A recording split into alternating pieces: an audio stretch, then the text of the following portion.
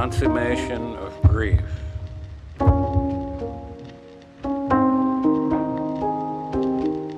I even hear the mountains, the way they laugh, up and down their blue sides. And down in the water, the fish cry, and all the water is their tears.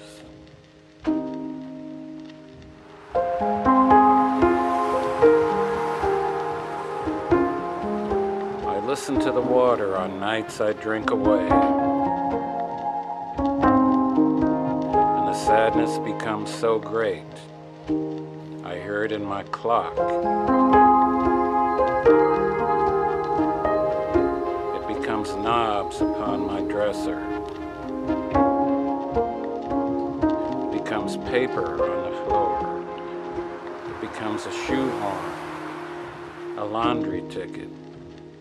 It becomes cigarette smoke climbing a chapel of dark vines. It matters little.